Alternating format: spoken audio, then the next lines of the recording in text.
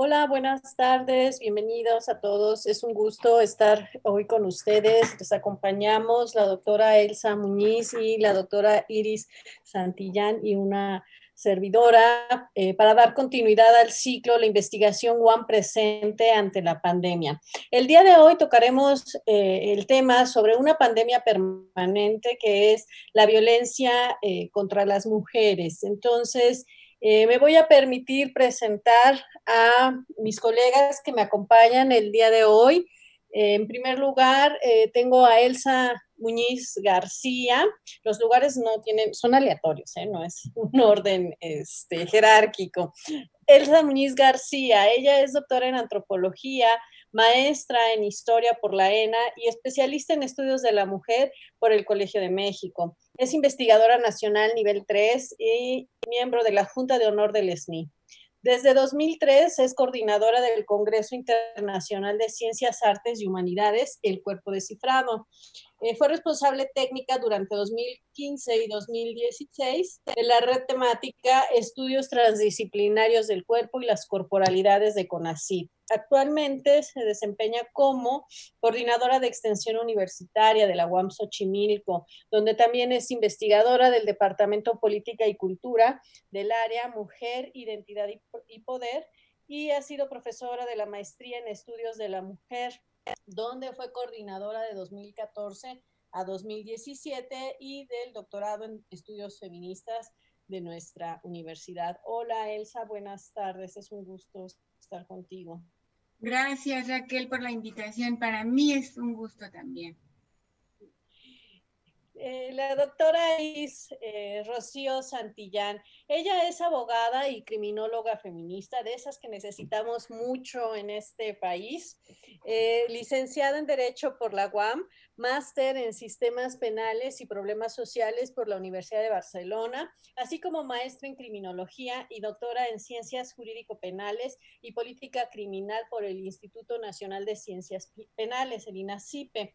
En los últimos 20 años se ha dedicado a la docencia y a la investigación en materia de violencia contra las mujeres. Ha trabajado activamente en la capacitación y formación del personal ministerial y judicial en materia de género.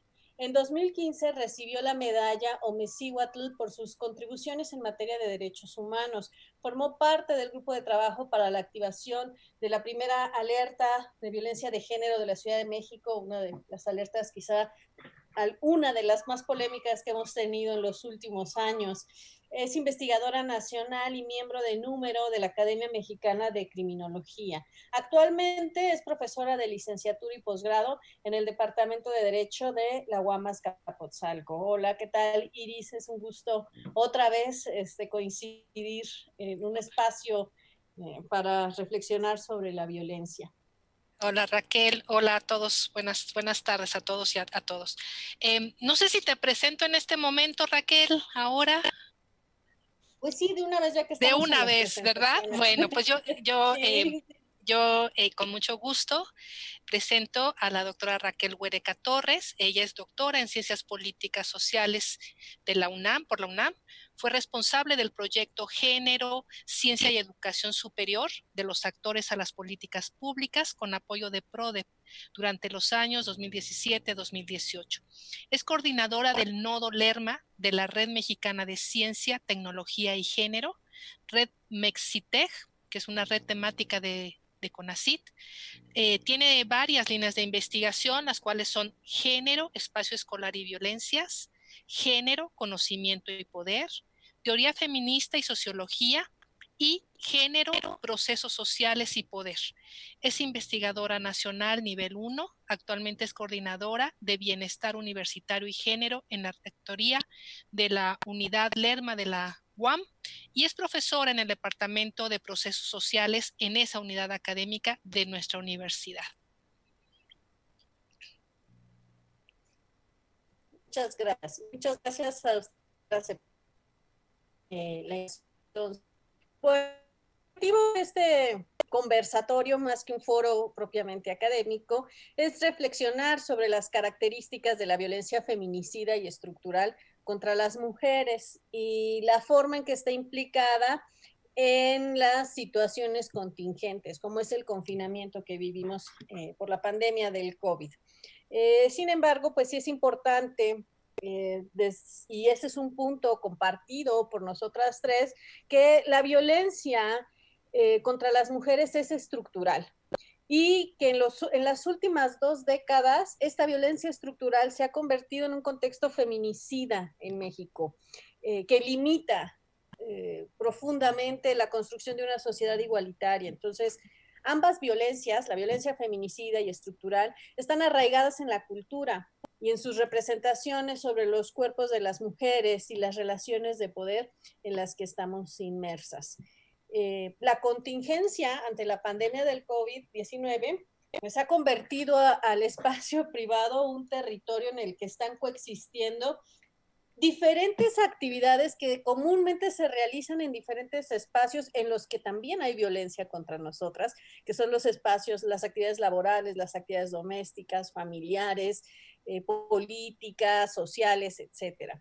Lo anterior, sumado al distanciamiento social que provoca la pandemia, pues conduce a las mujeres y las coloca sobre todo en situaciones de tensión y de violencia familiar que pueden limitar y marcar retrocesos en el acceso que hemos ido teniendo, que también es un acceso limitado, hay que reconocerlo y decirlo con todas sus letras, pero imagínense con ese acceso todavía que haya retrocesos, ¿no? Por cómo se incrementa esta forma de violencia, ¿no? Entonces, en este contexto queremos reflexionar sobre la relación que existe entre estas formas de violencia estructural y contingentes contra las mujeres. Entonces, si me lo permiten mis colegas, antes de cederles la palabra, quiero decir algo sobre por qué estos elementos estructurales de la violencia contra las mujeres pues nos llevan a determinar que pues esta es lo que hemos llamado, ¿no?, en el nombre de este programa, una pandemia permanente, y que va a tomar sus características peculiares en este contexto de violencia. Fíjense. En 1993, la resolución CD 30/19, perdón, de la Organización Mundial de la Salud y la Organización Panamericana de la Salud reconocieron la violencia contra las mujeres como un problema de salud pública. Desde 1993 ya se consideraba a nivel mundial la violencia contra las mujeres como un problema de salud pública, y fue un momento además en el que en México comenzamos a vivir los feminicidios de Ciudad Juárez, y no es que antes no hubiera, sino fue el surgimiento ante la opinión pública, en el espacio público y en la discusión pública, de una forma antes no vista de violencia contra nosotras, ¿no? Pero pues ya en ese contexto también ya se había señalado por parte de la OMS y la OPS que es un problema de salud pública y de derechos humanos. ¿Por qué es un problema de salud pública? Por su extensión, magnitud y consecuencias. Y es un problema de salud pública y de derechos humanos por las afectaciones desproporcionadas que esta situación de violencia genera según otras condiciones de desigualdad asociadas a nuestras vidas, como son la edad, la situación socioeconómica, la orientación sexual, las discapacidades, la raza y el origen étnico, etcétera, ¿no? Entre otras. Y bueno, en 2013 la OMS volvió a señalar que la violencia contra las mujeres es un problema de salud global de proporciones epidémicas. O sea, ya no solo lo consideró un problema de salud pública, sino epidémico.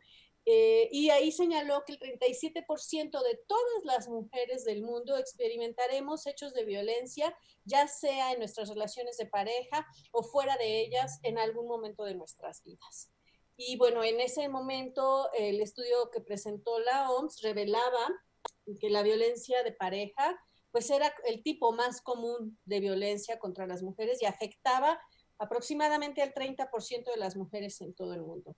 Entre los impactos en la salud por la violencia ejercida por la pareja, pues señalaron la muerte y las lesiones, la depresión, los problemas del uso de alcohol, las infecciones de transmisión sexual, el embarazo no deseado y el aborto.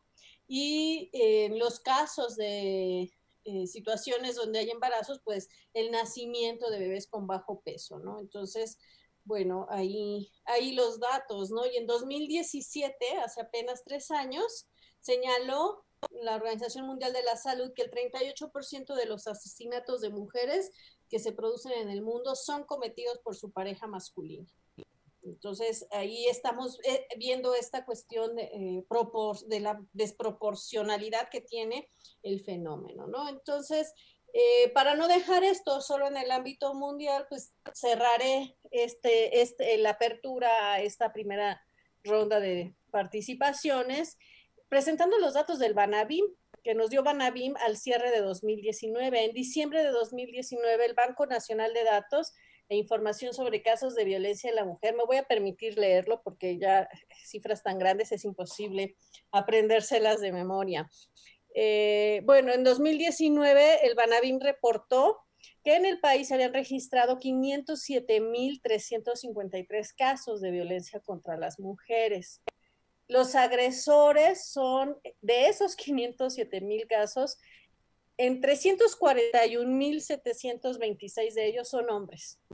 En 17,356 casos las agresoras son otras mujeres y en 96,366 no se tiene el dato del sexo del victimario, ¿no? Y las entidades con el número más alto de casos de violencia son el Estado de México, Jalisco, Quintana Roo, Michoacán, Hidalgo, San Luis Potosí, Chiapas, Nuevo León y Aguascalientes, ¿no? En ese orden. Entonces, pues este contexto nos da cuenta de por qué decimos que hay una pandemia permanente que es la violencia contra las mujeres y que esta pandemia es un problema estructural. Entonces, pues a continuación le voy a dar la palabra a Iris Santillán, que nos va a compartir su reflexión al respecto. Muchas gracias, Raquel. Pues sí, bueno, yo quiero hablar desde mi formación o de formación como abogada, ¿no? Porque me parece que, como decía Althusser, existen diferentes aparatos ideológicos del Estado que han contribuido justamente a las estructuras sociales que actualmente vivimos. Aunque muy probablemente los orígenes de la violencia en contra de las mujeres es muy anterior, ¿no? Reflexionaba yo, por ejemplo, cómo desde la civilización griega, pues había una invisibilización de las mujeres, y no es que una misoginia. De hecho, la mitología griega está basada en gran medida en esta en este odio en contra de las mujeres. Y ya dice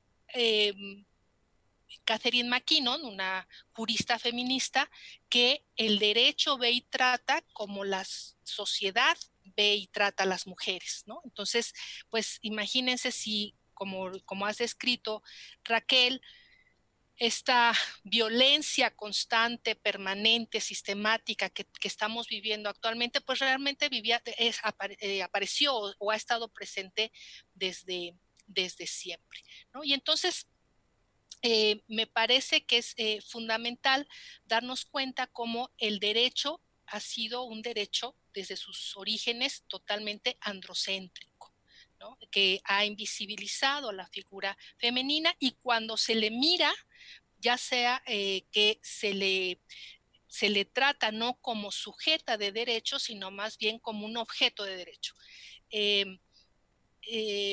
Reflexionando, por ejemplo, en el origen del derecho romano, que se fundamentaba en el pater familias, en esa institución que le daba pleno derecho al sujeto masculino sobre su familia, ¿no? Tenía derecho de vida o muerte respecto a su mujer y a sus hijos. Y entonces este derecho romano y este pensamiento filosófico griego, que recordaba yo Aristóteles, que cuando hablaba de la mujer y que no debía de tener derechos porque no no era digna de tener derechos porque era una entelequia del hombre, era una especie de varón abortado, ¿no? Entonces no podía definitivamente reconocérsele ciudadanía. Entonces, esto junto con el pensamiento religioso en la Europa occidental, que es donde nace, por ejemplo, la idea del derecho penal, pues es una bomba, ¿no? Entonces, en el siglo XIII, que es donde podemos ubicar justamente el nacimiento del sistema penal, pues también recordemos cómo la unión de este pensamiento griego, romano, más el religioso, pues trae como consecuencia la persecución de las brujas, ¿no? De estas mujeres que no realmente eran mujeres de avanzada, ¿no? Que se negaban al dominio masculino, las hijas de Lilith, ¿no? Las que no querían someterse a este sujeto. Y bueno, vamos arrastrando todo este pensamiento hasta el día de hoy,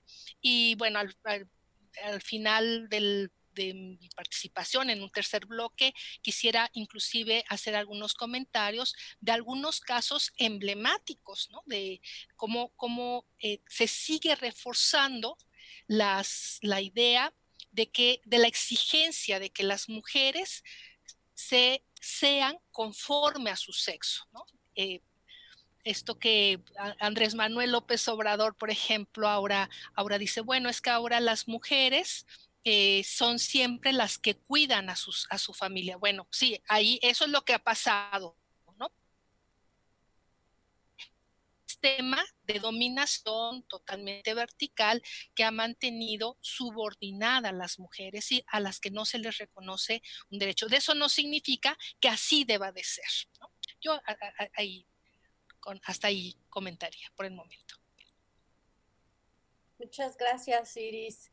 Mi querida Elsa, escuchamos tus reflexiones. ¿Tienes apagado tu micrófono? Gracias. Bueno, saludo a todos y a todas que están acompañándonos. Otra vez, Raquel, gracias por la invitación. Y bueno, a mí me parece que es muy atinado el que tú hayas comenzado la propuesta de este conversatorio hablando de un tema que es muy debatible y muy importante además, ¿no? Que es el considerar a la violencia hacia las mujeres como una cuestión estructural, porque a mí me parece que en muchos casos y en muchos sentidos, de repente no es tan fácil entender qué significa que la violencia sea estructural, ¿no? Entonces, bueno, un poco pensando en digamos que desafío que nos planteas, yo me planteo una pregunta, bueno, ¿por qué afirmamos que la violencia hacia las mujeres es estructural? ¿O por qué decimos que encontramos elementos estructurales en la violencia, no? Me parece que ahí yo parto también de otra idea que es, bueno, acercarnos al tema de la violencia desde la academia no es un tema fácil, no es un tema sencillo, como tampoco lo es acercarse desde el activismo. Pero bueno, cada quien desde sus trincheras, pues, tiene que hacer lo que pueda y lo que le alcance a hacer la vida y su capacidad, ¿no? Entonces, bueno, un poco en este sentido yo digo, bueno, es difícil acercarse a este tema porque, claro, pone en juego nuestra capacidad de entendimiento, nuestra fortaleza psíquica, emocional, bueno, tú lo sabes, hablar de estos temas, bueno, incluso desafían hasta nuestra resistencia estomacal, o sea, son temas que nos llegan a lo más profundo, ¿no? Y que pienso que además, como yo decía hace un momento, pues necesitamos abordarlo desde donde estemos y desde donde podamos, ¿no? Entonces, yo pienso que hay una serie de procesos violentos que son complejos y que son los que nos llegan, los que tenemos de manera cercana, ¿no? Y que más que la violencia, ¿no? En términos abstractos, representan un problema de gran calado no solo para las autoridades que tienen que lidiar con este problema en términos delincuenciales, sino para las personas que han vivido la violencia, para las personas a quienes nos interesa erradicar la violencia, ¿no? Entonces, a mí me interesa pues mostrar de qué manera existen una serie de actos violentos que sufrimos las mujeres, y que son actos que yo llamaría performativos, que producen subjetividades. Y ahí es donde empieza toda esta reflexión sobre lo estructural de la violencia, ¿no? Es así que yo pienso que para entender en qué sentido la violencia es estructural, es necesario concebirla como productora de sujetos de género, ¿no? Y yo he discutido, más que hablar de violencia de género, hablar siempre de violencia hacia las mujeres, y hablar como, de la violencia como un elemento que produce a los sujetos de género, quien la recibe y quien la ejerce. Entonces, ahí estamos, hombres, mujeres, hombres y mujeres heterosexuales, obviamente, pero también a personas de la diversidad sexual. Ante estos señalamientos, yo me planteo otras preguntas, porque evidentemente, y como todos sabemos, nadie tiene la última palabra, nadie la tenemos, estamos todos pensando y reflexionando. Me pregunto, ¿de verdad podemos hacer algo si, como afirma una feminista española, María, ahorita se me olvidó su nombre, María de Jesús Izquierdo, ¿no? La violencia tiene raíces estructurales. ¿Podemos cambiar esto? Y además, pensemos que la protección a las mujeres por la vía judicial, que de eso pues ya nos habla de manera más, con más conocimiento de causa, Iris, ¿no?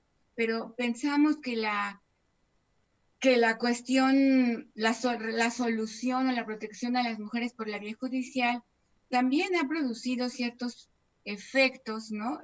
Digamos que contradictorios, porque claro, se trata de pensar en casos individuales y de compensar a las mujeres de manera individual, pero este es un problema, como bien lo sabemos, que se constituye en lo social y que tiene que ver con lo subjetivo y que tiene que ver con esa subjetividad que también es parte de la sociedad, ¿no? Entonces, eso es lo que a mí me ha interesado trabajar, y pienso que la violencia se ha constituido en una norma a los ojos de quienes constituimos esta sociedad contemporánea, ¿no? Se habla de ella sin distinción y sin sopesar muchas veces los propios actos violentos. Se hace obligatorio y se hace obligado entonces responder otra pregunta. ¿A partir de qué aspectos y procesos se normaliza y se naturaliza la violencia? Y específicamente estos actos violentos hacia las mujeres, ¿no? O sea, y me refiero no solo a los actos de agresión, acoso, violación, sino al feminicidio mismo, ¿no? Que lo tenemos ya prácticamente naturalizado y normalizado. Si la violencia es estructural y constitutiva de los sujetos de género, entonces, ¿de qué manera y a través de qué procesos se lleva a cabo? Y yo considero que la corporalidad sigue siendo el espacio privilegiado para cualquier acto violento. Las guerras, las violaciones, los forcejeos, el acoso callejero, el feminicidio, tiene su lugar específico para ejercerse en la corporalidad. Ese cuerpo que bajo las concepciones de la modernidad, y como bien decía Iris, de los resabios judio-cristianos característicos de nuestras sociedades, también continúa siendo una parte prescindible del sujeto. Seguimos pensando en el cuerpo como en esa parte biológica, natural, identificada con lo femenino, que por otra parte debe domesticarse, debe controlarse y, si es necesario, pues reprimirse. En este sentido, la violencia se constituye, pues, desde mi punto de vista, en un dispositivo de poder cuyo papel es producir a los sujetos, específicamente a los sujetos de género, y en particular los actos violentos encarnan esta violencia, como ya decía hace un momento, en mujeres, hombres, personas de la diversidad sexual, etcétera. Y bueno, lo dejo hasta ahí en este inicio. Gracias. Muchas gracias, Elsa. Sin duda, todo esto que tú nos planteas nos llevaría a reflexiones en las que ni siquiera tendríamos el tiempo de agotarlas en este momento. Y sí, justamente, ¿de qué forma se normaliza la violencia en estos códigos, en estos regímenes de género, ¿no? En la forma de ejecutar, la forma de marcar los cuerpos de aquellos sujetos contra quienes se está ejerciendo, ¿no? Una de las cosas que hemos discutido en algunos comités para revisiones de alertas es ¿qué nos dicen los cuerpos de las mujeres, ¿no? ¿Qué están expresando todo lo que se hace sobre nuestros cuerpos a propósito de estas formas de violencia, ¿no? Entonces, ¿cómo entonces pasamos de una dimensión en la que está normalizada la violencia y que a partir de esta normalización de la violencia se construyen las relaciones de género, se construye esta dinámica compleja de hacernos hombres, hacernos mujeres, pues en una sociedad heteropatriarcal, porque también hay otras violencias que van marcando a esos cuerpos de la diversidad, ¿no? Entonces, para estas cuestiones contingentes y retomando también lo que decía Iris sobre que las mujeres somos enfermeras en este país y que las mujeres, estos dichos presidenciales de los que podríamos hacer antologías, ¿no? De frases de los presidentes respecto a nuestras supuestas funciones sociales, ¿no? Yo quisiera nuevamente abrir un poco la discusión de este momento, esta contingencia, con datos del Secretariado Ejecutivo del Sistema Nacional de Seguridad. Y aquí no quiero centrarme, que se vea esto como estarnos focalizando en una dimensión cuantitativa, pero es muy cierto que esta violencia contra nosotras está tan normalizada que se vuelve invisible. Y entonces, el informe de incidencia delictiva contra las mujeres del Secretariado Ejecutivo del Sistema Nacional de Seguridad Pública hizo su informe el 31 de mayo del 2020, ¿no? Y ahí reporta una serie de delitos cometidos contra las mujeres, contra nuestros cuerpos, sobre nuestros cuerpos, y que mandan estos mensajes de los que habla Rita Segato, ¿no? De cómo la violencia contra las mujeres es un mensaje de dominación hacia las mujeres, pero también es un mensaje hacia otros hombres, ¿no? Entonces, ¿qué pasó de enero a mayo del 2020? Y aquí, antes de señalar las cifras, sí quiero hacer la precisión de que los datos de estos informes del Secretariado Ejecutivo son recopilados de las fiscalías, o sea, son los que se denunciaron. ¿Sí? Porque también ahí está otra parte, ¿no? Lo que no está registrado porque no se ha denunciado. Entonces, bueno, ¿qué hubo? 375 presuntos delitos de feminicidio, pero también 1,233 homicidios dolosos. ¿Bajo qué criterio uno se investiga alguien determinó que se debe investigar como feminicidio? Y hay quienes determinan que no es un feminicidio, que es un homicidio doloso. Entonces aquí empezamos con estos problemas que tú bien nos planteabas, Elsa, ¿no? Sobre cuando pensamos en esto como un problema estructural, pues aparecen varias dificultades. Pero la cosa no está nada más en la cuestión del asesinato de las mujeres por motivos de género. También están registrados 23,460 lesiones dolosas contra mujeres, 6,132 lesiones culposas, 6,612 delitos de violación. Ahora, en relación con la incidencia de las llamadas de emergencia al 911 por violencia contra las mujeres, en este mismo informe se señala lo siguiente: hay 108,778 registros de llamadas de emergencia relacionadas con incidentes de violencia contra la mujer. Y cuando vemos las gráficas de este informe, se observa cómo hubo un pico entre marzo y abril de estas llamadas.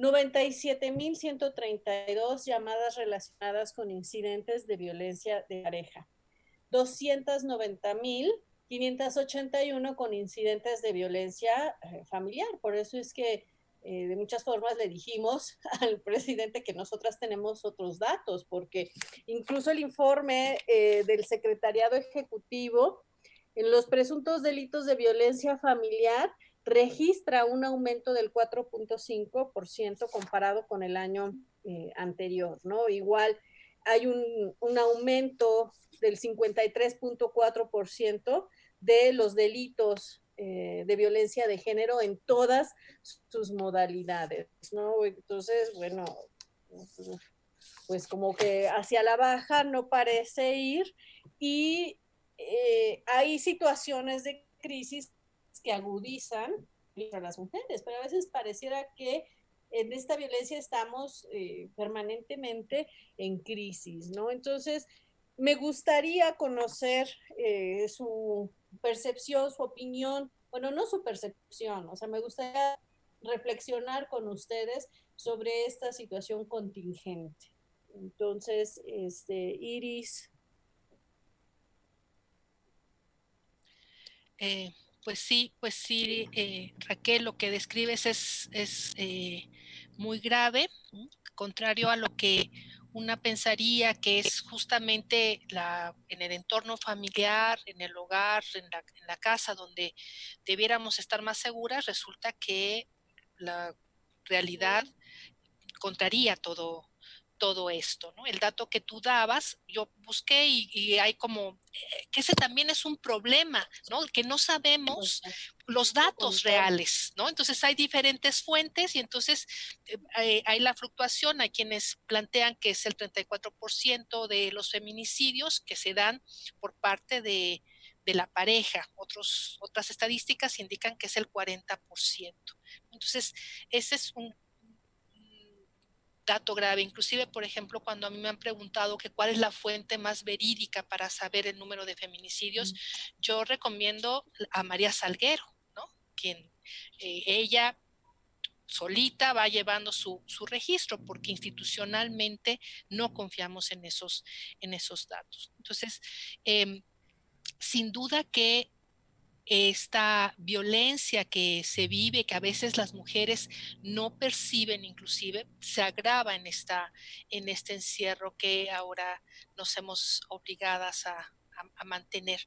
Y si a eso le sumamos la precariedad en las casas habitación, ¿no? Porque bueno, pues pensamos que la familia puede vivir en una casa con 3 recámaras, con todos los servicios. La realidad es que no es así, ¿no? Que la casa habitación es muy, muy precaria y entonces convivir con, con alguien de manera normal y no violenta es complicado. Entonces creo que se agudiza de manera muy fuerte esta situación.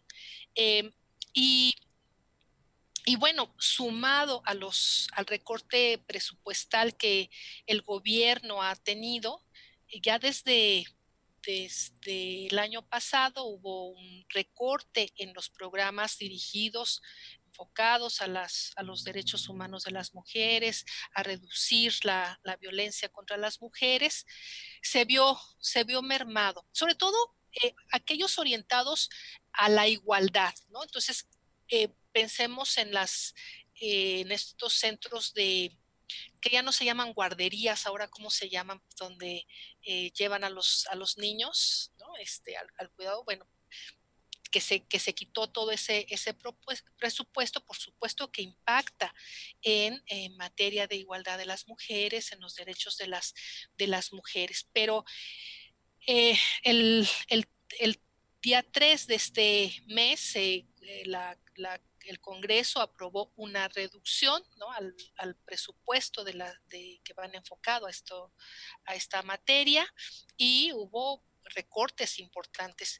Tú citabas el dato del Sistema Nacional de Seguridad Pública, de las entidades federativas donde hay mayor incidencia delictiva de este tipo de delitos. Y mencionaste, por ejemplo, el Estado de México o Nuevo León, que ahora con este recorte presupuestal, pues resulta que se han cancelado las alertas de violencia de género, ¿no?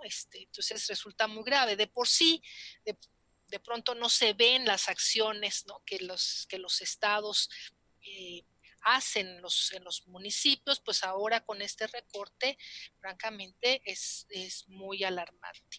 Por otra parte, el INMujeres también tuvo un recorte de 150 millones de pesos y yo insisto, me parece que tiene que ver con esta ginopia, ¿no?, con esta imposibilidad que tienen nuestros gobernantes de mirar a la situación de las mujeres, de negar también la violencia que viven. Cuando nos mandan mensajes como cuenta hasta 10, ¿no? Para que si tienes algún problema de violencia, pues cuenta hasta 10 y así se resuelve, pues es no comprender absolutamente cómo es la dinámica de la violencia de género en contra de las niñas, de los niños, de las mujeres. Entonces, me parece que es muy grave estos recortes. De por sí tenemos problemas graves en el ámbito de la procuración y la administración de justicia, empezando, por ejemplo, con las universidades mismas. Mis colegas no quieren entrar a la perspectiva de género, hay una oposición determinante desde las universidades, desde las instancias ministeriales y judiciales para comprender la necesidad de entender en qué consiste la perspectiva de género y aplicar todos los instrumentos que en materia de derechos humanos de las mujeres actualmente existen y que se han desarrollado en gran medida justamente por los altos índices de violencia que existen en México. Ahí lo dejaría. Sí, muchas gracias, Iris. Elsa.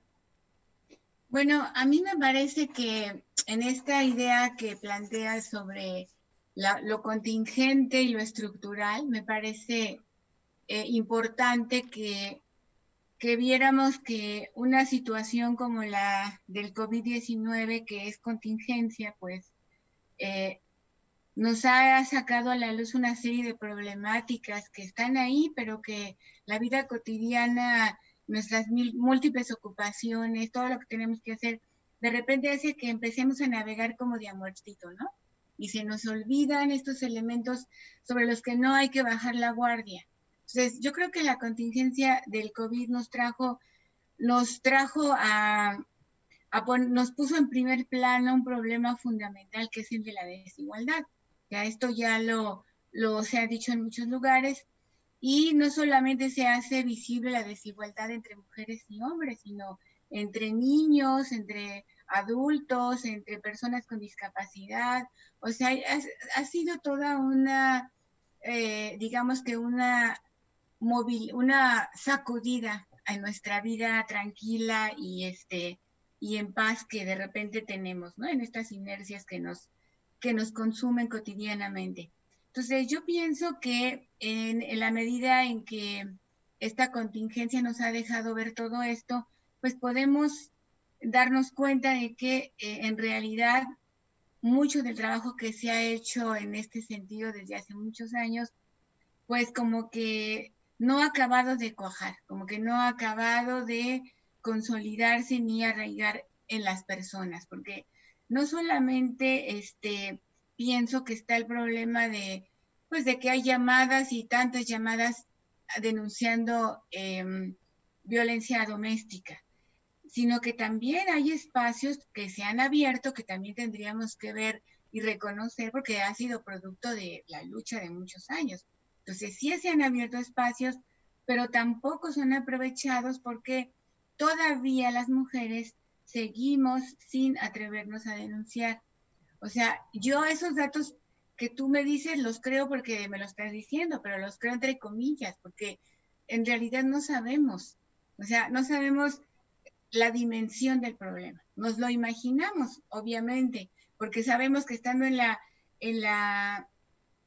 casa, como señala por ahí un documento que salió hace poco, no sé cuánto tiempo tiene, un documento de la OEA, ¿no? Sobre la violencia de género, y nos habla de cuáles son, ellos les llaman los nuevos problemas de género, que son nuevos, pero que en realidad no son tan nuevos, ¿no? Pero que siguen existiendo estas problemáticas dentro de la casa, y hace un reporte ahí general sobre diversos países de América Latina. Y como tú bien señalas, el problema fundamental es la violencia que se da entre de las parejas, ¿no? La pareja que es el que extorsiona, el que golpea, el que violenta y el que al final de cuentas asesina, ¿no? Esto nos habla de que en situaciones de contingencia la vulnerabilidad de las mujeres y las niñas aumenta. Y ya no se diga la vulnerabilidad de mujeres, niñas, discapacitados, ¿no? Y por supuesto de la diversidad sexual. Entonces, creo que es muy importante que sigamos diciendo a las mujeres que se informen, que sigamos avanzando en una educación en torno a esta cuestión de la violencia, porque pienso que esta normalización de la que hablábamos, esta naturalización, pues es un lastre que tenemos que ir socavando poco a poco, porque precisamente eso hace y no permite que las mujeres denuncien, que las mujeres se inconformen, que hagan uso de lo que sí hay, porque esto tendríamos que planteárnoslo también las feministas y quienes estamos pues interesadas en este problema, ¿no? Que hagamos que estos procesos de educación, de formación que siempre han estado presentes en nuestros horizontes, pero repito, de nuestra vida cotidiana tan agobiada y agobiante, pues dejamos de lado, ¿no? Entonces, bueno, un poco por ahí sería el vínculo entre esto contingente y esto estructural. O sea, lo que está por ahí fluyendo como un río y que de repente vienen aguas convulsas y nos hacen recordar, nos hacen revivir y nos hace repensar en estos problemas que no se han acabado, ¿no? Que cada día están más presentes. Gracias. Y son tan presentes estos problemas que pues 15 días antes de que iniciara la contingencia estábamos marchando y veníamos de un proceso donde las jóvenes reactivaron la denuncia pública y nos exigen a quienes ya estamos dentro de las instituciones, y voy a hablar por la institución desde la institución que compartimos nosotras, que es la universidad, pues nos toca hacer ese engranaje con ellas para construir un espacio libre de violencia, ¿no? En esta sucesión de los avances que se han tenido para que podamos acceder e ir construyendo una vida libre de violencia, pues ahí venimos de muchos años, muchas décadas, al menos en México, desde principios del siglo XX, de movilizaciones por el acceso al ejercicio pleno de derechos, primero derechos políticos y luego ya derechos sobre nuestros cuerpos, nuestra sexualidad. Y uno de los derechos fundamentales sobre nuestros cuerpos, pues no solo es el derecho a decidir, sino el derecho al bienestar de nuestro cuerpo, ¿no? Y justo esta pandemia pues revela esta violencia sistemática, ¿no? Podemos observar muchas de las desigualdades que ahí estaban, que ahí han seguido durante muchos años, que no hemos visto por los ritmos en los que hemos comenzado a trabajar, y ahí que vale la pena también reflexionar qué tipo de sociedad es la que estamos construyendo, ¿no? Ahora que todo el mundo habla de la nueva normalidad, yo digo, ay no, ya no le pongan más novedad a esta normalidad que veníamos viviendo, porque cada que le agregan algo, pues las mujeres tenemos que salir a defender lo que ya habíamos avanzado, ¿no? Entonces, eso, la violencia contra las mujeres como un problema creciente de seguridad ciudadana, como una violación sistemática a nuestros derechos humanos, como un agravante de las desigualdades que vivimos y con efectos en el bienestar de las personas, tanto efectos en los cuerpos que reciben la violencia como en quienes Gracias. ven a los cuerpos recibir esa violencia. Y aquí es cuando, cómo contamos la violencia, pero no solo cómo la contamos numéricamente.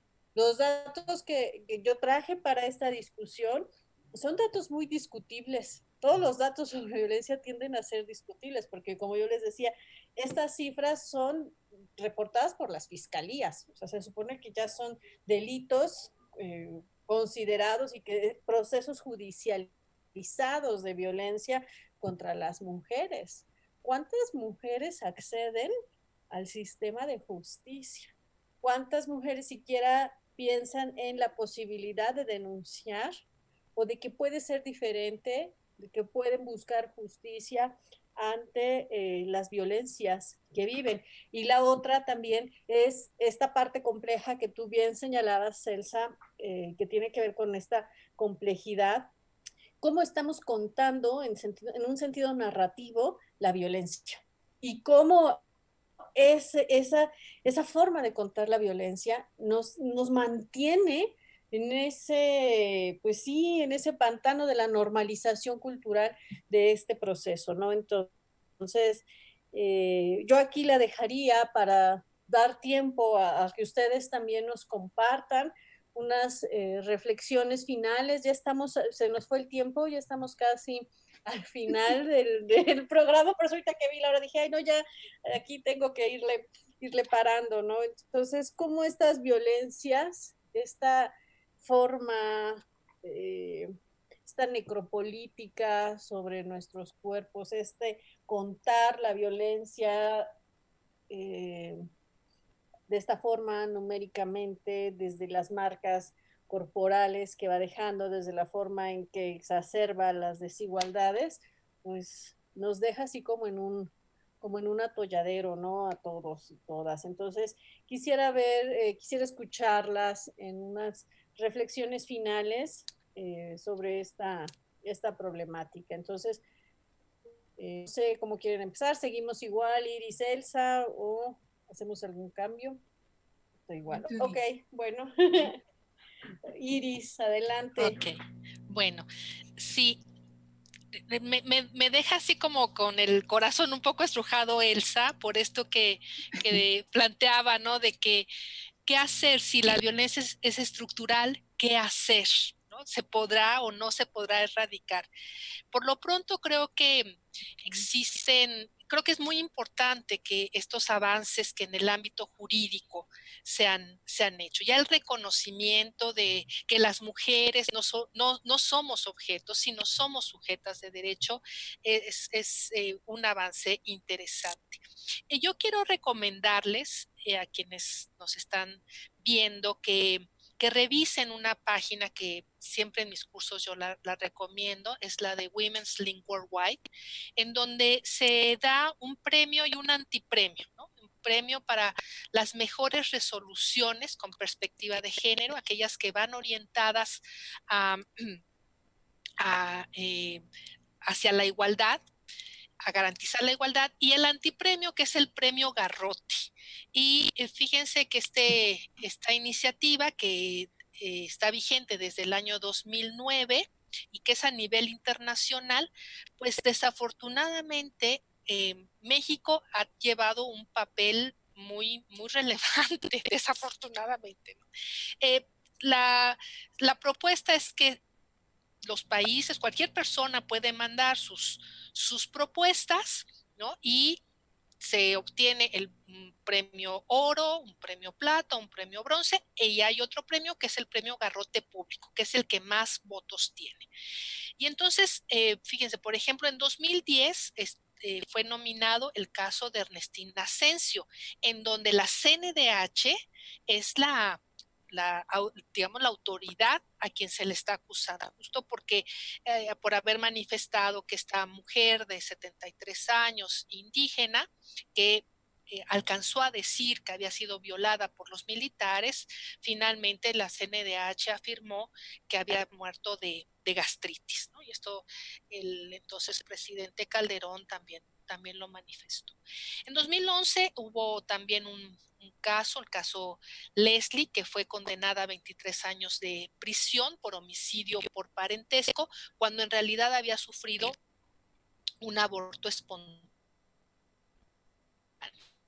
Era una chica de 19 años, ¿no? Terrible. En 2012, quien está nominado es la Suprema Corte de Justicia de la Nación por declarar legal las reformas realizadas en las constituciones de Baja California y San Luis Potosí para establecer que la vida inicia desde el momento de la concepción, que no vulnera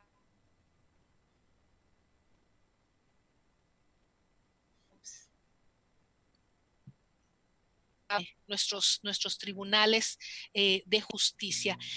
Uno de los últimos, en el 2017, por ejemplo, ¿se acuerdan del caso Porky, del juez Porky?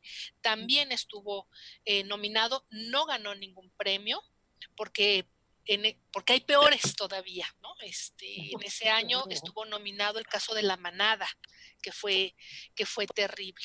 Pero, por ejemplo, en 2014 sí se llevaron el premio bronce, un juez de paz y conciliación indígena de Chiapas, por un caso de una niña tzotzil que la casaron siendo una niña, pero con los malos tratos que tuvo, se escapó. Y el juez de paz la mantuvo encerrada hasta que pagara una fianza de 25,000 pesos. O sea, unos atropellos terribles. Y bueno, nos hemos ganado, o bueno, los jueces, sobre todo del Tribunal Superior de Justicia del Distrito Federal, han ganado varios premios públicos, como en el caso de Yaquiri, y bueno, otros muchos, ¿no? Entonces, ahí están evidencias, ¿no? de lo grave, de cómo esta violencia que muchas mujeres viven en el espacio familiar o en el espacio social, llegan a las instituciones que debieran garantizarles su protección y resulta que son revictimizadas, y entonces viene esta violencia institucional que no es más que el abono a la violencia feminicida, ¿no? Porque no se atiende como debiera ser a estos casos tan terribles de violencia. Gracias. Muy bien. Elsa. Bueno, para ir concluyendo, a mí me parece que cuando hablamos de que la violencia es estructural y y establecemos la relación entre lo estructural y lo contingente, tenemos que pensar en que efectivamente desde esta perspectiva, nos resulta muy difícil, y lo hemos visto no solamente en cuestiones de violencia de género, sino de cómo está estructurada la sociedad, cómo está organizada. Es muy difícil establecer los cambios, pero yo recurriría y plantearía la importancia del feminismo y de los feminismos a lo largo del siglo XX y lo que va del XXI, en términos de hacer una crítica a esas estructuras, en términos de intentar el cambio, porque como bien dice Iris, bueno, visto desde ahí, pues no podemos hacer nada. Ya a lo mejor lloramos, ¿no? Pero yo creo que no, que para eso nos hemos dado este tipo de espacios y este tipo de reflexiones críticas, como son los diversos feminismos. Y desde ahí sí plantear lo que decía Raquel hace un rato, que me parece fundamental, ¿no? El construir los espacios libres de violencia no nos corresponde más que a nosotras. Yo creo que esto no hay que perderlo de vista, porque yo creo que sí es importante estar apelando a las instituciones y sobre todo, pues, exigirle al Estado, pero también sin reiterar al Estado patriarcal, porque entonces nos colocamos en una postura de pedirle al Estado patriarcal que resuelva algo que también nos corresponde a nosotras. sea, yo creo que esto de construir los espacios libres de violencia pasan por una educación de los niños, o sea, eso es indiscutible. O sea, la cultura de género se reproduce aquí, en la escuela, en la casa, en la calle, en el metro. Y no es más que reiterar una cultura de género androcéntrica, patriarcal, y que no podemos salir de ella mientras no eduquemos a los niños de otra manera. Si hay una pregunta por ahí de quien nos está escuchando, de Ceci Z, a quien le mando un saludo, pues si los libros de texto tienen contenidos sobre violencia de género, habría que ver eso, sería estar en otro nivel. No, ya se ha introducido, bueno, nosotras sabemos qué trabajo cuesta introducir la dimensión de género, el lenguaje incluyente en los documentos oficiales, es muy complicado. Entonces, bueno, pero eso es poco a poco irlo trabajando porque nos corresponde, yo pienso que no hay que bajar la guardia, que no quitar el dedo del renglón y decir que nos toca construir esos espacios libres de violencia, exigiendo, trabajando y no viendo a este Estado como el papá Estado también. Tampoco, digamos, que pensar en esa relación que las mujeres estamos estableciendo con las instancias de poder. Por lo pronto ahí lo dejo. Entre nosotras y con la comunidad en la que interactuamos para construir las instituciones. Claro, eso es muy importante. De ahí también que a mí me parece pues siempre importante mirarnos genealógicamente, ¿no? Y escuchar la denuncia que hacen hoy día las jóvenes y que tiene que ver con una de las preguntas que están haciendo. Tere pregunta, el problema, bueno, comenta y pregunta, el problema de la falta de instituciones confiables, con personas preparadas para acompañar a las mujeres que viven violencia. ¿Cómo se podría construir la confianza y profesionalización de quienes atienden a las mujeres que se atreven a pedir ayuda?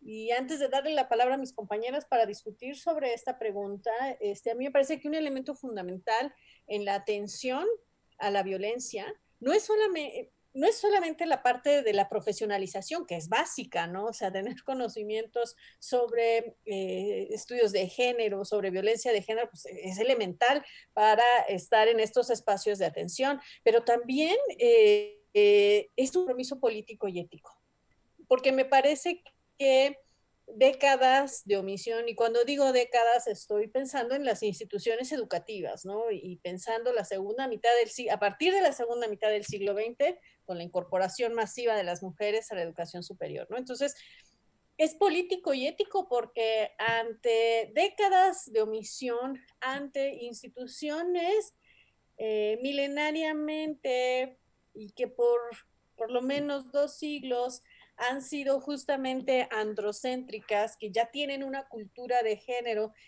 instalada en las formas en que se dan las interacciones, pues a mí me parece que la atención a la violencia pues requiere también de esta dimensión ética y política, y esa es la que muchas veces se vuelve estridente en las instituciones, ¿no? Y que genera las confrontaciones, ¿no? Que genera cuando se visibilizan los problemas, el pensar que ahora es una persecución, ahora queremos hacer voltear la tortilla y eso es algo muy alejado de la realidad, ¿no? Porque uno de los movimientos sociales y políticos que ha sido pacifista en toda su historia ha sido el feminismo, ¿no? Y el machismo nos mata todos los días, ¿no? Pero bueno, además de esta parte ética y política, para ustedes, ¿cómo se podría construir la confianza y profesionalización de quienes atienden a las mujeres que se atreven a pedir ayuda? ¿Qué opinan al respecto? Yo creo que esto no va a ser rápido, ¿no? O sea, creo que cada vez más hay más conciencia, más conocimiento, más interés sobre esta temática y entonces, bueno, pues tardará. hay cálculos que tardaremos 100 años, espero que sea más corto, ¿no? Pero bueno, pues sí, creo que cada vez hay más jóvenes que se van preparando. Ahora, y creo que esa es cuestión de otro programa, de otras horas, porque viene una oleada, ¿no? Con esto de la ideología de género, ¿no? Entonces, que eso de verdad desinforma inclusive a estudiantes universitarios, a gente que debiera de tener ciertas herramientas, este tipo de cuestiones que contrarían a toda la teoría de género y de derechos humanos, ¿no? Pero entonces, yo creo que vamos avanzando poco a poco, eh, y bueno, no hay que desesperar, me parece. Sí, bueno, yo insisto en que esta dimensión ético-política pues nos la ha venido dando los feminismos desde hace mucho tiempo, ¿no? O sea, esta postura que es, como bien dice Raquel, o sea, los feminismos, ya el feminismo que surgió por los años 70 sobre todo, que es del que abrevamos muchas de nosotras, eso era una dimensión que planteaba precisamente una vida libre de violencia, una vida en paz, una serie de relaciones en las que nadie fuera superior al otro ni a la otra. Entonces, yo creo que esa dimensión ético-política, y como bien dice Raquel también, es del feminismo, pero claro, para muchos y para muchas, pues suena bastante estridente hablar todavía de feminismo, ¿no? Pero yo creo que por ahí es por donde pues yo le apuesto porque soy feminista, supongo, ¿no? Okay.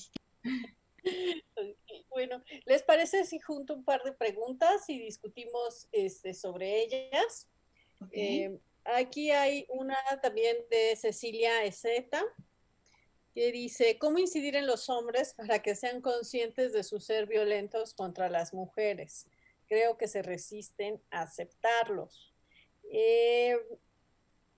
Y Rosario pregunta, ¿qué efecto tendrá el recorte de mujeres para la atención y protección de las mujeres violentadas en el país? Bueno, pues imagínense uno de los mecanismos para el adelanto de las mujeres y vive...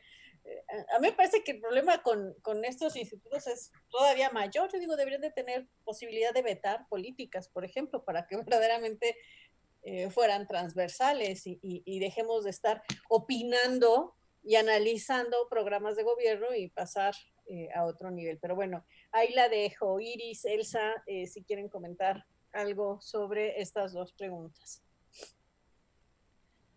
Pues sí, yo creo que bueno, o Elsa, a ver, si quieres, Elsa, para cambiar. Bueno, a mí me parece que cuando hablamos de cultura de género, o al menos así me refiero yo a esta noción, nos referimos a una cultura en la que estamos inmersos e inmersas. Entonces, todos y todas un poco pensando en la ideología del amo y el esclavo, ¿no? Un poco siendo un poco radical en ese sentido, ¿no? Decir, bueno, sí, hay toda una relación, porque la violencia no es, como yo decía hace rato, no es una abstracción. La violencia es un conjunto de prácticas, de actos violentos, ¿no? Que tenemos que trabajar sobre ello, porque de repente la violencia se nos vuelve como muy abstracta. Entonces, pienso que estos actos violentos, estas prácticas que ya son tan normalizadas,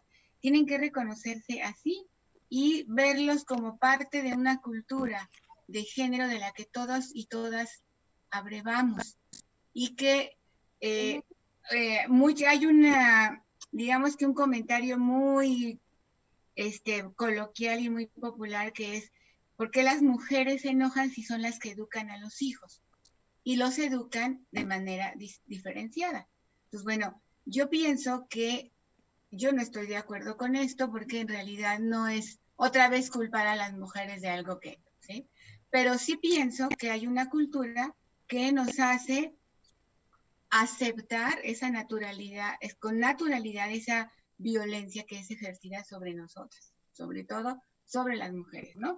Nos educan todavía como vulnerables, como débiles, como obedientes, o sea, han cambiado los tiempos y como decía Raquel, las genealogías son muy útiles, pero aún así, y a pesar de que ya hay mujeres ocupando puestos de decisión, seguimos teniendo el problema, el lastre de la violencia hacia las mujeres. Entonces, yo creo que los hombres evidentemente no lo van a aceptar por las buenas, sobre todo cuando tienen que perder ciertos privilegios, como un poco la casta divina de la humanidad, sino que habría que transversalizar, y aquí me voy a la otra pregunta. Yo creo que sí es muy importante los recursos, me parece fundamental, pero también hay que pensar en esto que señala Tere, ¿no? La cuestión de construir la confianza entre las propias mujeres. O sea, hoy en la mañana estaba,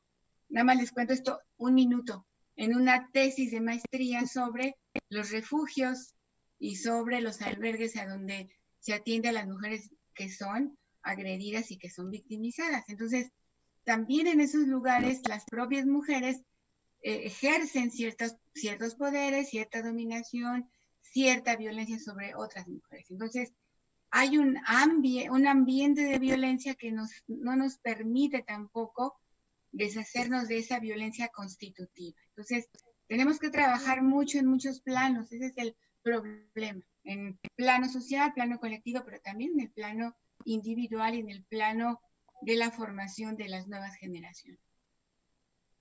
Sí, muy bien, gracias. Sí, justo ahí está, perdón, Iris, está ahí justo esta multidimensionalidad que hace el problema de la violencia como una problemática compleja.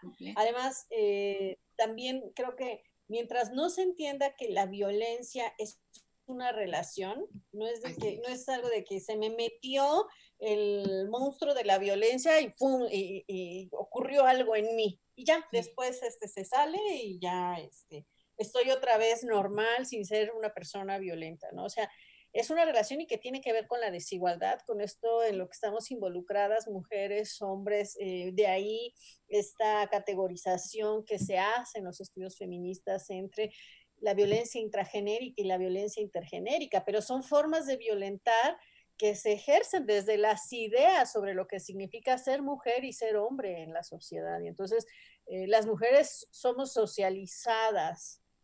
Yo prefiero decir socializadas antes que educadas, justo porque también estoy en contra de este discurso de que las mamás tienen la culpa, ¿no? Porque se quejan las mujeres, pero ellas se educan. No, no, o sea, también hay que irle quitando a la familia varios pesos, ¿no? Porque también educan los medios en una época de sobreexposición mediática, educan las redes con esta época de sobreexposición, también a algunos procesos de comunicación digital. Entonces, es una violencia que se ejerce a partir de las ideas de lo que significa ser mujer y ser hombre. Y cuando las mujeres nos violentamos entre nosotras, pues es la violencia entre sujetos de la opresión, entre sujetos desposeídos, entre sujetos que están socializados en un entramado de relaciones desiguales, ¿no? Y la violencia entre hombres tiene mucho que ver con la competencia por mantener esa jerarquía que tú bien nombrabas, ¿no? Entonces, pues sí, me parece que es muy difícil. Y sobre incidir en los hombres, híjole, no me parece que el feminismo tenga que ser la mamá de los hombres. O sea, imagínense que aparte de todo lo que estamos construyendo, tenemos que ser esa madre tradicional que reeduque. Creo que aquí también en los hombres conviene que vean esto también generacionalmente y de manera genealógica, porque en México ha habido movimientos de hombres por la igualdad y que han hecho trabajo con hombres violentos y que han reflexionado sobre su construcción de la masculinidad y con otros hombres, ¿no? O sea, también toca un poco esta toma de conciencia y si esa toma de conciencia requiere de nuestros gritos, pues ahí estarán nuestros gritos feministas y estridentes. Iris, por favor, perdón. No, y yo creo que lo que ustedes dicen, la reflexión es muy importante Sí. cuando se dan cuenta cómo la masculinidad que se les ha impuesto los pone en riesgo, ¿no? O sea, muchos piden que si existe la figura del feminicidio, ¿por qué no existe la del homicidio?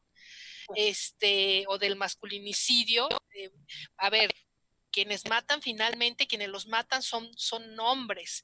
O esto que Rita Segato aportó respecto a las violaciones tumultuarias, ¿no? Que en las entrevistas decía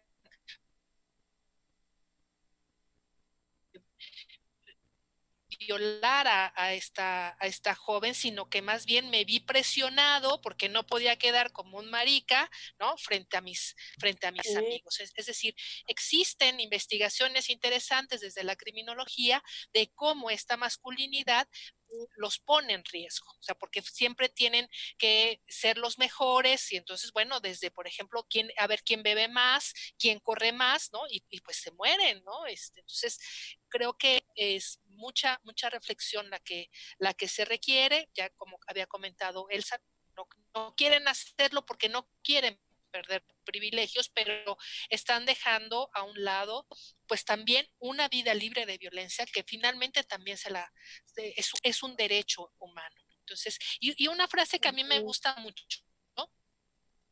Es en cuanto a la educación por parte de las mujeres, bueno, es que también los hombres se educan, aún en sus ausencias. Claro, así ¿no? es. Entonces, eso también es fundamental.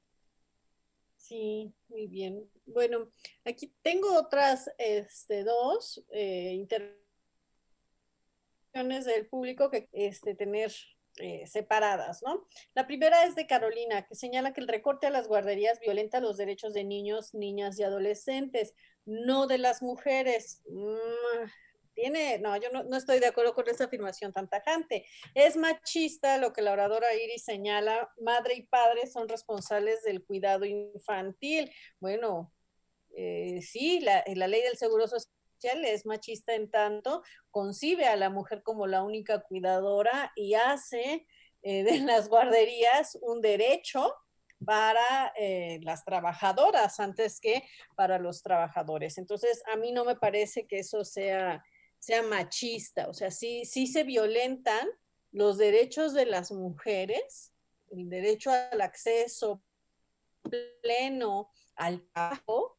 Evidentemente hay muchas reformas por hacer ahorita. Iris con la especialidad que ella tiene desde su formación podrá profundizar más, pero pues, ¿dónde están entonces esas modificaciones?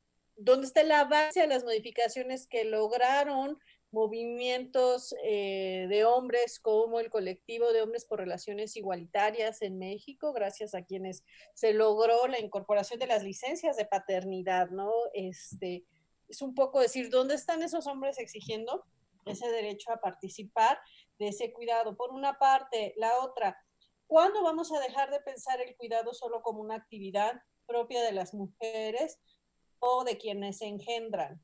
Y nos trasladamos a otra visión sobre el cuidado, sobre nuestra sociabilidad, en la cual el cuidado de los menores, de los adultos y de las personas enfermas sea una responsabilidad social.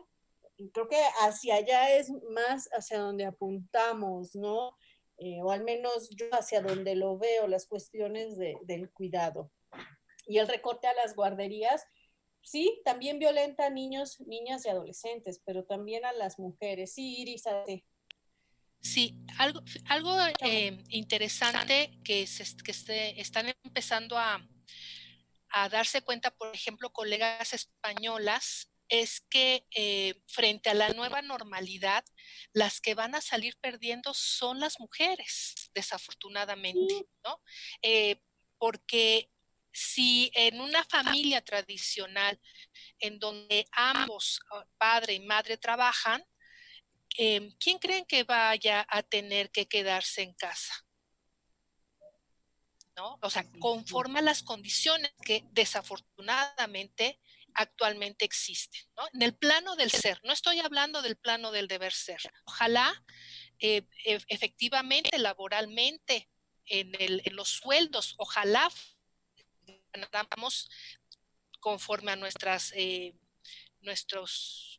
méritos, pero no es así, ¿no? Lo cierto es que todavía hoy los hombres siguen ganando más que las mujeres y es más recortable, ¿no? Una plaza que ocupa una mujer que la que ocupa un hombre y que en un acuerdo entre parejas es muy probable, o eso es lo que están apuntalando, por lo pronto lo que están visualizando las colegas españolas, quienes van a quedar, a quienes se les va a sacrificar, es a las mujeres, desafortunadamente. Sí, Elsa.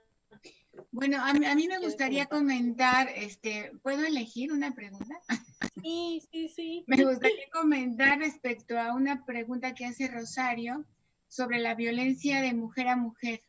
Entra en la categoría de violencia machista y se señala mucho la violencia de la mujer burguesa a mujeres que trabajan para ellas. Bueno, la teoría feminista y de género ha retomado una perspectiva de análisis muy importante que es la interseccionalidad. Y yo pienso que necesitamos ver a las mujeres de carne y hueso atravesadas por todas sus dimensiones, por llamarlo de algún modo, que no solamente es que somos mujeres, sino que somos mujeres, pertenecemos a ciertas clases sociales, tenemos una dimensión racial o étnica, y todas estas dimensiones nos constituyen como sujetos y como sujetas. Y en ese sentido es que podemos explicarnos de algún modo estas violencias que se ejercen de mujer a mujer. Pero también es importante mencionar que yo había comentado hace un rato que hay una cultura de género en la que estamos inmersos e inmersas. Y esa cultura de género es patriarcal, es androcéntrica. Y las mujeres y los hombres somos patriarcales. ¿No? Por eso decía yo, hay que trabajar mucho con nosotras mismas, porque las mujeres somos patriarcales, o como algunas les llaman fálicas, ¿no? O sea, el ejercicio del poder no tiene género. Entonces, yo pienso que habría que trabajar mucho, habría que trabajarse mucho en estas diferencias, porque no solamente hablamos de desigualdades, que es un poco lo que decía Iris hace un momento, ¿no? Evidentemente quienes van a quedarse fuera somos las mujeres o son las mujeres, porque es una sociedad desigual, ¿no? O sea, eso es claro. Pero también pensar que en esta sociedad hay desigualdades, pero también hay diferencias.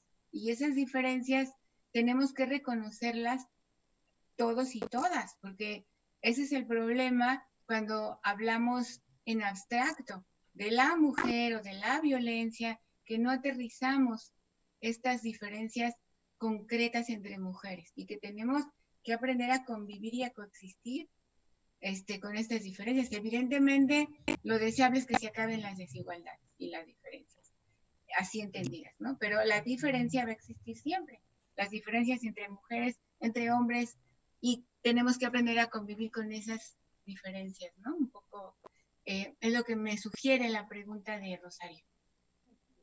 Sí, y yo solamente agregaría a lo que acabas de decir, es en lo cual estoy plenamente de acuerdo, igual con lo que dijo Iris, que lo contrario de la desigualdad no son las diferencias. No. O sea, cuando pensamos que igualdad, su contrario es la diferencia, estamos partiendo de un error. Lo contrario de la igualdad es la desigualdad. Entonces, y la igualdad se construye a partir de la diferencia, ¿no? Y de reconocernos otras posibilidades de sociabilidad, de poder construir justamente la diversidad, ¿no? En esta parte sobre el mundo. Entonces, bueno, no sé si quieran agregar algo sobre estas preguntas que acabamos de comentar con el público. Pues yo solamente agradecerte la invitación, Raquel, agradecer este intercambio con Iris y con las personas que estuvieron conectadas. Y bueno, pues plantear esta idea de que tenemos que construir y construir y construir, o sea, seguir creando espacios, seguir recomponiéndonos y no permanecer estáticas ni estáticos, sino que tenemos que trabajar en lo que queremos y en lo que pensamos que es lo correcto para una sociedad libre de violencia, en paz y de bienestar, como decías, ¿no? Muchas gracias, Elsa. Sí. Iris. Hay otra pregunta de Cecilia Ezeta que dice, ¿saben si existen programas educativos del sistema primaria y secundaria? Yo no sé si existan específicamente de violencia de género, pero lo que sí sé es que el año pasado hubo una reforma educativa que incluía temas de género, relacionadas con el género, que era lo que yo comentaba hace un momento, que ahora hay un movimiento que tienen la bandera de no te metas con mis hijos y están promoviendo algo que se llama algo así como el PIN parental, ¿no? Es decir, que están exigiendo, al menos en Nuevo León, están exigiendo estas organizaciones de padres y madres de familia, ¿no? Que cada vez que haya alguna plática, alguna charla, alguna película que vayan a exhibir con temas relacionados a sexualidad o de teoría de género, se los tienen que notificar, ¿no? Bajo el argumento de que esto que comentaba hace un rato, que le han denominado ideología de género, va orientado a por un lado, como a cambiar el género de las niñas y de los niños, ¿no?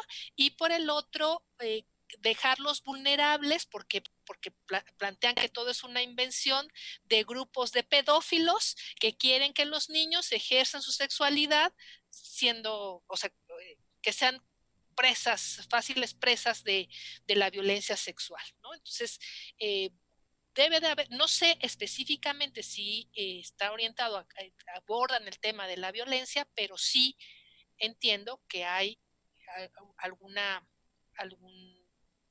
materia relacionada con todo esto, ¿no? Y finalmente, pues yo también quiero agradecer a Raquel que me hayas dado la oportunidad de estar con pues alguien que es un ícono, ¿no? de la teoría feminista, que es la doctora Elsa Muñiz. Yo estoy muy nerviosa, la verdad, muy emocionada y nerviosa porque a diferencia de ustedes que han hecho estudios muy especializados en temas de género, pues yo soy una abogada y criminóloga que por mi cuenta he hecho estudios, ¿no? Entonces me falta muchísimo por aprenderles, pero estoy muy contenta, muy emocionada de que me hayas invitado, Raquel, que mi universidad me haya considerado en este conversatorio.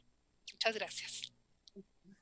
A ti, Iris. Bueno, yo quisiera cerrar retomando lo que mencionaban sobre quiénes van a irse, van a ser las afectadas, las personas afectadas por estos recortes y cómo ese sujeto, pues vamos a ser otra vez las mujeres a partir de los mandatos sobre nuestros cuerpos. Ya se han publicado estudios, al menos en el campo del trabajo académico, ya se ha mostrado que en este momento de contingencia la productividad masculina ha aumentado mientras que la productividad de las mujeres va en descenso, ¿no? Tuvo un descenso importante ha tenido un descenso importante en este periodo, ¿no? Entonces ya se empiezan algunos sectores que sí corresponden a un espacio de privilegio, porque también hay que decirlo con todas sus letras, cuántas mujeres tenemos acceso a alcanzar ciertos niveles de escolaridad y luego participar en este trabajo académico. Sin embargo, pues no olvidemos lo que ya también nos decía María Antonia García de León, o sea, las élites también son discriminadas, ¿no? Y hay discriminación en los diferentes campos profesionistas donde se ejercen las mujeres, ¿no? Y ella estudió a las académicas, a las periodistas y creo que también a algunas políticas, ¿no? Y se vive porque justamente esta cultura de género que nos dice Elsa, pues es una cultura patriarcal. A mí también me da mucho gusto que hayan aceptado la invitación. Comparto el reconocimiento que hace Iris a nuestra querida Elsa Muñiz, tan querida por quienes hacemos estudios en teoría feminista, ¿no? Y bueno, a la UAM por abrir este espacio, estos foros, y sin lugar a dudas sobre el tema de violencia, sobre problemáticas asociadas a las mujeres. Hay muchos temas a discutir, ¿no? Entonces, pues yo les doy las gracias, tanto a Elsa como a Iris, con quien he tenido también el placer de compartir espacios, algunos académicos, otros más militantes que académicos, porque siempre estamos como que en las dos vías, y ella es muy humilde en lo que está señalando y en cómo se describe, porque yo le he aprendido mucho a Iris en su perspectiva jurídica, como criminóloga, como abogada penalista. Por eso yo al inicio decía que es de las profesiones que necesitamos muchas abogadas y penalistas y criminólogas feministas en este país, ¿no? Entonces, bueno, pues queremos agradecer a nombre de las tres, agradezco a todos los que nos acompañaron, a todas las personas que nos acompañaron en esta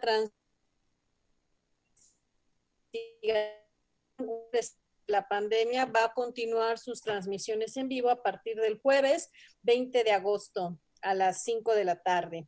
En las siguientes 4 semanas se extiende una invitación a la comunidad y al público para que vean la primera serie de foros académicos en el canal de YouTube One Videos, donde encontrarán la lista de reproducción, la investigación presente ante la pandemia. Ahí estarán las charlas anteriores que han existido, ¿no? Como la de catástrofes en la historia, los comités de ética en la investigación, desabasto de ventiladores, contagio aéreo por coronavirus y modelado de las pandemias. Entonces, muchas gracias, un abrazo muy fuerte a Elsa, a Iris, gracias.